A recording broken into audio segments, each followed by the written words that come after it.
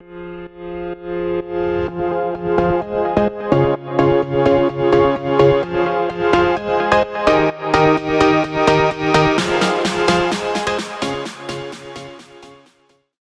दोस्तों and welcome you all to Unacademy CA channel. और यहां पे आज एक बहुत ही वंडरफुल अपॉर्चुनिटी मुझे मिली है, एक अपॉर्चुनिटी जिसका मैं पर्सनली काफी समय से इंतजार कर रहा था। बिकॉज जनरली होता है कि after we launch the raise a hand feature on Unacademy Plus, the learner can interact through a voice call to an educator.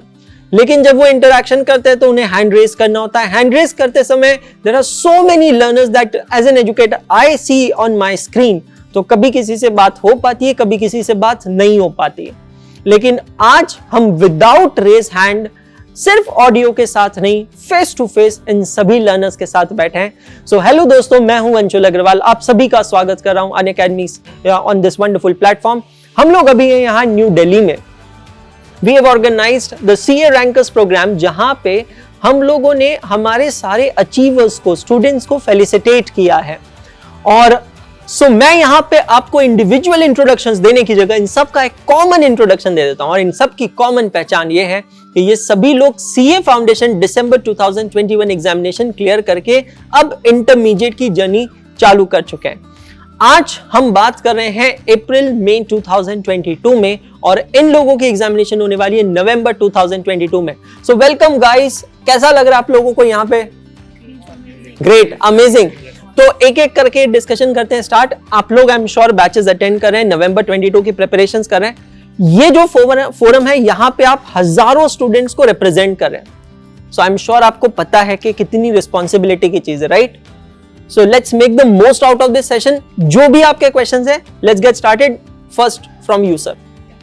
Hello, sir. I am Akshat. I am from Delhi only, and my question is that basically I go to a regular college in Delhi, and I want to ask you that I am attending the lectures, and it is not possible कि November 22 तक board की preparation हो जाए. I know that because with college it is tough. So my question is, आपका क्या recommendation रहेगा कि मई 23 में बोर्ड्स देने चाहिए या सिंगल करके देने? देखो यार, अगर ये क्वेश्चन का आंसर मुझसे कोई नॉर्मल स्टूडेंट पूछता था तो मैं कहता था कि यार एक ग्रुप की प्रिपरेशन करो, नवंबर 22 में एक ग्रुप दो और फिर दूसरा ग्रुप मई 23 में दे दो। बट आई नो यू, और अगर इसकी तरह और भी कोई लर्नर, जब आप कहोगे सर आप इसको कैसे जानते हो, मैं इसको इसलिए जानता हूँ क्योंकि ये CA फाउंडेशन का टॉपर है। यार अगर आपको लगता है ना कि आप बेस्ट कर दोगे, आपको AIR लाना है इंटरमीडिएट में, क्योंकि फाउंडेशन में AIR नहीं मिलती है, तो मेरे हिसाब से there is no problem, there is no harm in waiting for next 6 months। You know the time frame, you know the classes कितने घंटे होती है, पढ़ाई कैसे चलती है, सारी चीजें आपको पता है। अब इन सब चीजों के साथ अगर आपको लगता है, but again it's a very risky decision, I am telling you, because worst case अगर एक अटेम्प्ट और लगता है तो फिर वो मई 23 से कहां शिफ्ट हो जाएगा? नवंबर 23।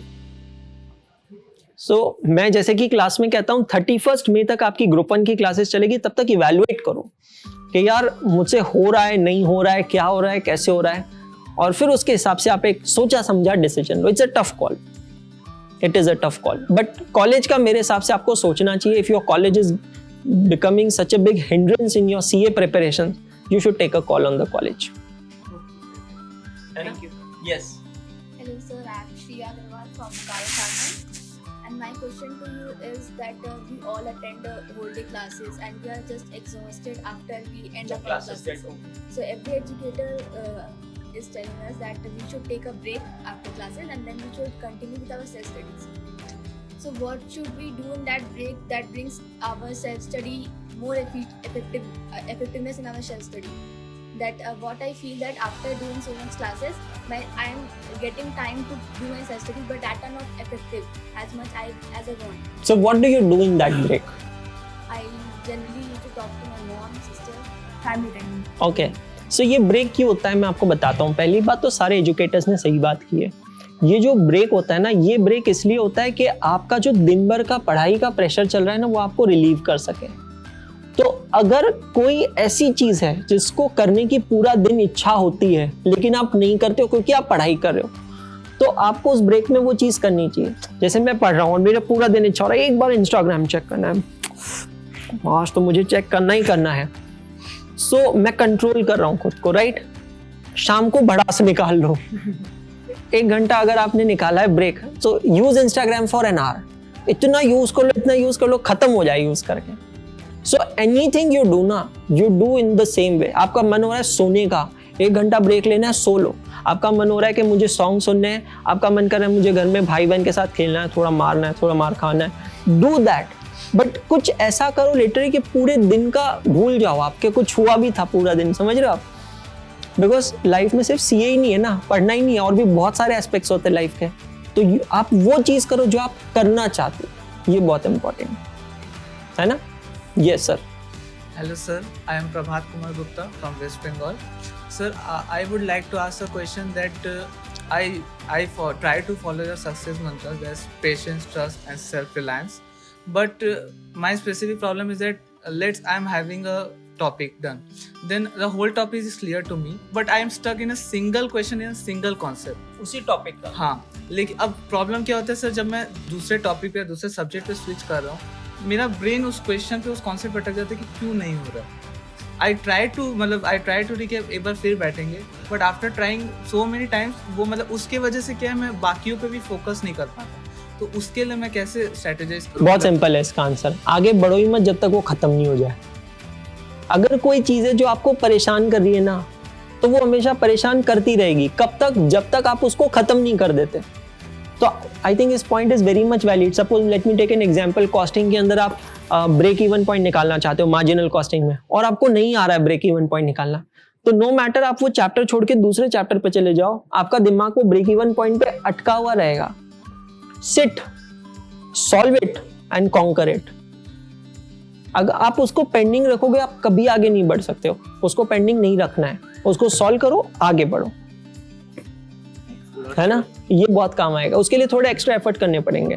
और सर एक मैं टिप जानना चाहूंगा, अगर तब भी लाइक होता है ना कि कभी कभी ब्रेन क्लिक नहीं करता है, लाइक एक कभी कभी ऐसा ब्लॉकेज क्रिएट होता है कि वो क्लिक नहीं कर रहा है, तो उस टाइम पे कैसे अपने आप को रखे कि अभी उस टाइम पे कैसे अपने आप को ये फील करे कि ठीक है अभी छोड़ दो, बाद में लास्ट में या कभी देखा जाएगा। लेकिन फाउंडेशन उसको लिख लो कहीं पे, उसको मार्क कर लो। जैसे मैं बताता हूँ, मैं जब इंटरमीडिएट में पढ़ रहा था, there is a topic branch accounting, जो अभी हमारा होना बाकी है। उसके अंदर इंडिपेंडेंट ब्रांच मुझे बड़ा परेशान करता था, तो मैंने जब सेल्फ स्टडी की ना, उसको छोड़ दिया। लेकिन मैंने क्या किया, अपने रजिस्टर में लिख के रख दिया बड़े बड़े शब्दों में, टू डू इंडिपेंडेंट ब्रांच। तो मेरे दिमाग में वो फॉरगेटफुलनेस नहीं है कि मैं बाद में अगर भूल गया तो कि ब्रांच अकाउंटिंग में क्या बचा है, क्योंकि मैंने उसको लिख के रखा, है ना। Yes ma'am. Hello, myself Tanisha Agrawal. I am from UP, Bijnor. Okay, so actually I was having the same question as that of Prabhat, but okay, I'm having a different question as well. Actually, sir, we cover the classes, okay, but then जब revision की बारी आती है तो हम लोग का ऐसा हो जाता है, मतलब कि थोड़ा सा मिक्सअप हो जाता है कि एक प्लान नहीं बना पाते हम प्रॉपर रिवीजन के लिए। मतलब जैसे हम साथ साथ क्लासेस के साथ साथ में रिवीजन जो करते हैं उनमें भी कि how what topic should we choose first, this is the main concern. Although आप ये क्लास में बताते हो, but what should be a more precise answer to this? इसका सबसे प्रिसाइज आंसर ये है कि क्लास के साथ आपको ज़्यादा से ज़्यादा 3 घंटे मिलते हैं, मैक्स 4, इससे ज़्यादा मुझे लगता नहीं मिलता होगा। ये 3-4 घंटे में ना आपको वही करना चाहिए जो क्लास में करवाया है, और इससे ज़्यादा कुछ कर ही नहीं सकते हो आप, राइट। कि मिलता है इससे ज़्यादा टाइम, मुझे नहीं लगता मिलता होगा। और अगर मिलता है ना, तो फिर फैमिली के साथ टाइम स्पेंड करो। जो दिन भर पढ़ाया, अगर लॉ में सर ने आपको कुछ पढ़ाया है, तो आज वो शाम को बैठ के रिवाइज करना ही करना है। कॉस्टिंग में जो कंसेप्ट्स पढ़ाए वो रिवाइज करना ही है, टैक्स में जो पढ़ा है वो करना ही है, अकाउंट्स में जो करा है वो करना ही है। अगर टीचर ने होमवर्क दे दिया है, तब तो आपका काम और आसान हो गया, क्योंकि फिर आपको पता है, जो आपने कहा ना प्रिसाइज, आपको पता है कि आपको कौन सा क्वेश्चन बैठ के सॉल्व करना है। अगर टीचर ने होमवर्क नहीं दिया है, तो वहां पे आपका काम स्टार्ट होता है कि अब मुझे क्या करना है। बट जब तक ग्रुप 1 की बैचेस चल रही है, तब तक आप लोगों का एक ही धर्म और कर्तव्य है कि जो क्लास में पढ़ाया है उसको कंप्लीट करो, ताकि having no backlog is a very big achievement, है ना। Yes sir.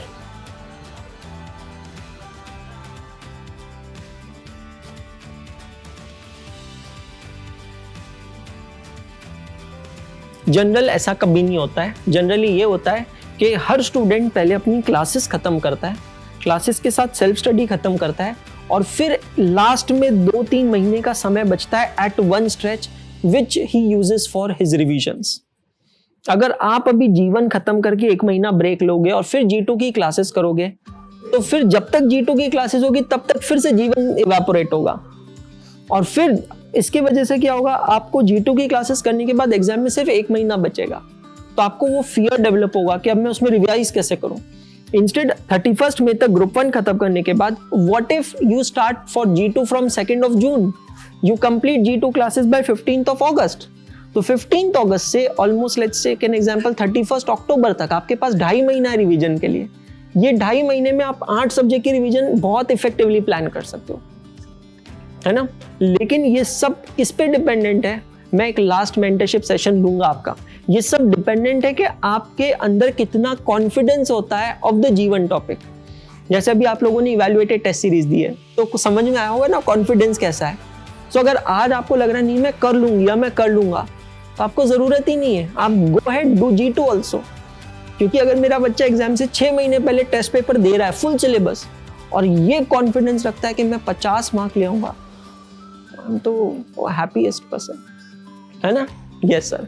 So sir my question is कि जैसे एक चैप्टर क्लास में हुआ है, तो वो अगर कई बार रिवाइज नहीं होता तो आई कीप ऑन प्रोक्रेस्टिनेटिंग कि अब मैं अगला चैप्टर शुरू कर देती हूँ, ये पिछला बाद में कर लूंगी, और सर वो फिर पिछला चैप्टर कभी होता ही नहीं है, तो उसको कैसे करें। आपने कहा एक चैप्टर अगर कितनी बार रिवाइज नहीं होता, कितनी जैसे क्लास के साथ नहीं हुआ रिवाइज, नहीं हो पाया किसी रीजंस के कारण, ओके, एंड देन होमवर्क हो जाता है, होमवर्क हो गया, पर खुद से एक बार अच्छे से रिवाइज नहीं हुआ। तो मैं यही तो मेंटालिटी चेंज करना चाहता हूँ, ऑनेस्टली बता रहा हूँ। You caught a very good point. मैं जब फेस टू फेस क्लासेस भी पढ़ाता था, मुझे ये कंसेप्ट समझ नहीं आता है। आज मेरी मदद करो आप सब लोग समझने में। ये होता क्या है कि पहले क्लास में पढ़ेंगे फिर घर में पढ़ेंगे। मेरे को ये चीज समझाओ, ऐसा क्यों नहीं हो सकता कि जब हम पढ़ेंगे क्लास में टीचर के साथ, तब ऐसे क्यों नहीं कर सकते कि हम तभी पढ़ाई कर रहे हैं।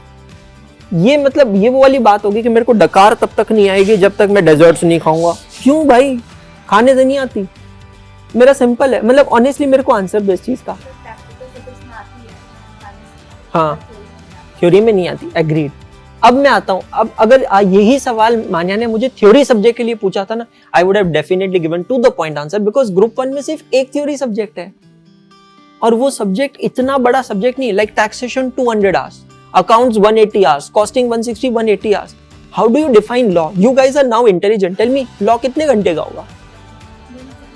हाँ, 120 घंटा. You are right. आप अगर रिवाइज करने बैठोगे ना फर्स्ट टाइम लॉ, तो पूरा लॉ 90 घंटे में मैक्सिमम। 90 घंटे के बाद खुद के बाल खींचोगे, उससे ज्यादा टाइम लग गया तो जो पास में बैठा उसके खींचोगे, उससे ज्यादा टाइम लग गया घर के बाहर भाग के पड़ोसियों के बाल खींचोगे आप।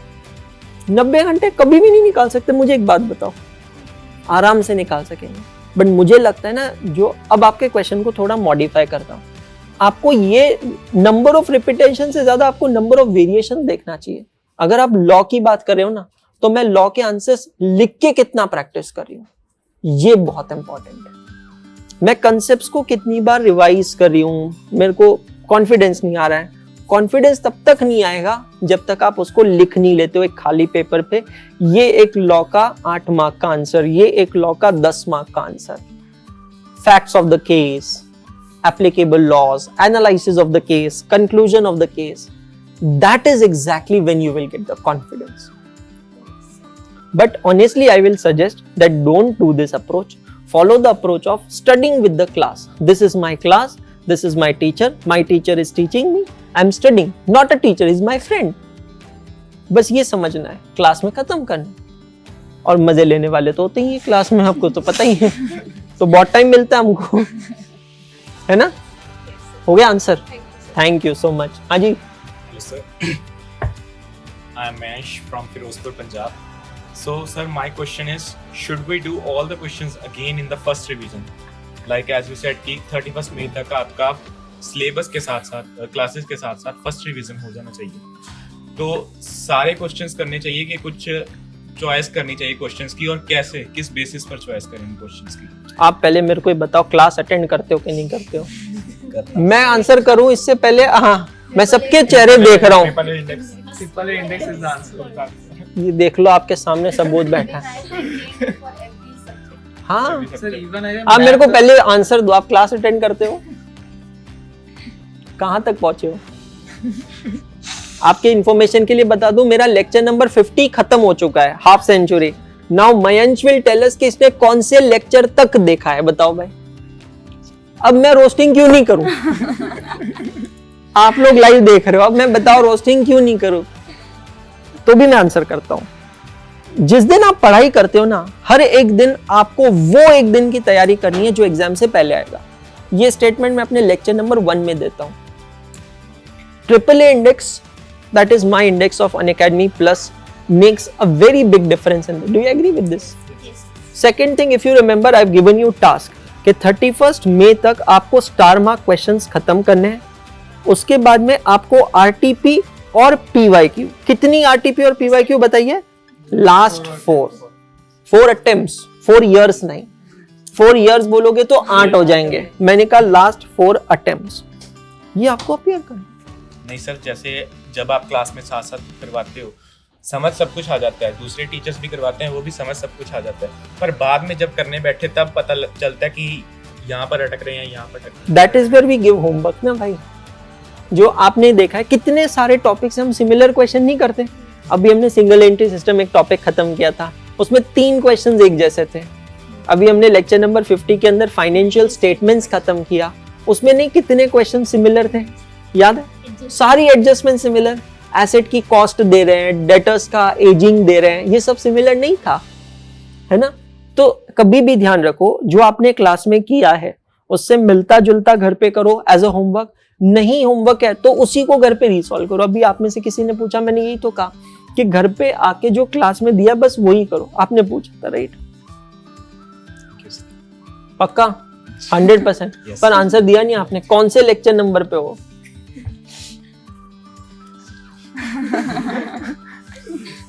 बोल दे क्या फर्क, मैं क्वेश्चन पूछ लूंगा, ये फर्क पड़ता है। गलत जगह गलत चीज नहीं। गलत फंस गया ये तो। अब आप कोई नहीं बोलेगा मैं रोस्ट क्यों करता हूँ। ये देखो एग्जाम्पल आपके सामने, मौका यही दे रहा है मेरे को। चलो कोई नहीं भाई। Yes ma'am. Hello sir, my name is Nidhi Kitan and I am from UP Gorakhpur. So sir, I wanted to ask that if this, as you have told her that group 1 के साथ हमें रात में सिर्फ group 1 के topics revise करने चाहिए जो क्लास में पढ़े हैं, बट इन group 2 हमारे पास group 1 वाला भी रहेगा एंड group 2 का जो पढ़ा है क्लास में वो भी रहेगा, तो फिर उससे कैसे हम लोग डील करेंगे, क्या करेंगे? चलो ये तो वैसे बहुत फार साइटेड क्वेश्चन है, बट फिर भी मैं आंसर देता हूँ। 31 मई को जब आपका ग्रुप 1 खत्म होगा ना, उससे पहले आपको एक रिवीजन स्ट्रेटेजी बनानी है फॉर G2। और वो कैसे बनानी है? तो अभी सिंगल एंट्री सिस्टम जब मैंने खत्म करवाया था, तो आप याद करो, मैंने आपको लिखवाया था कि कौन से महीने में कौन सा क्वेश्चन सॉल्व करोगे।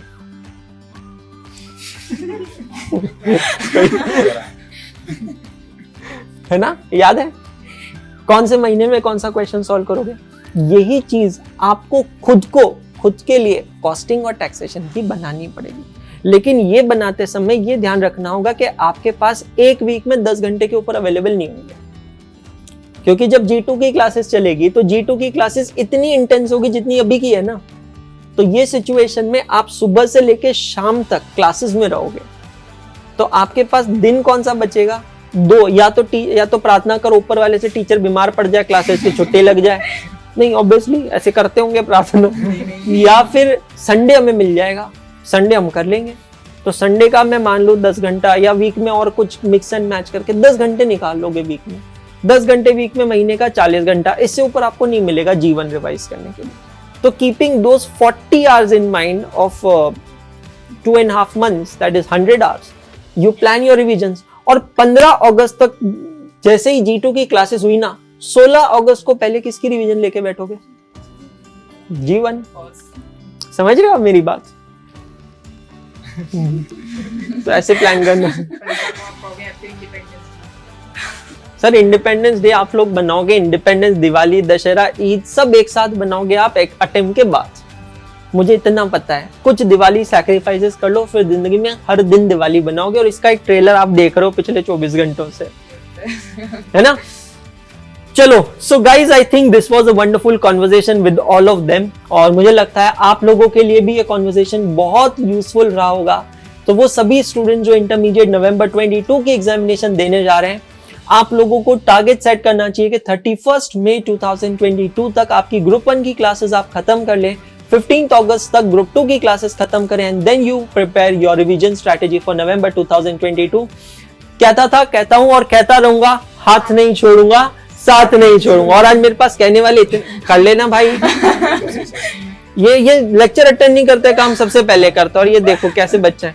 सो ये देखो हम लोग आज मेरे साथ इतने सारे जने ये चीज कहने वाले हैं, और जाने से पहले कहूंगा सिर्फ इतना, पढ़ते रहो, सीखते रहो, आगे बढ़ते रहो, क्योंकि पढ़ना बंद तो सीखना बंद, और सीखना बंद तो आगे बढ़ना बंद।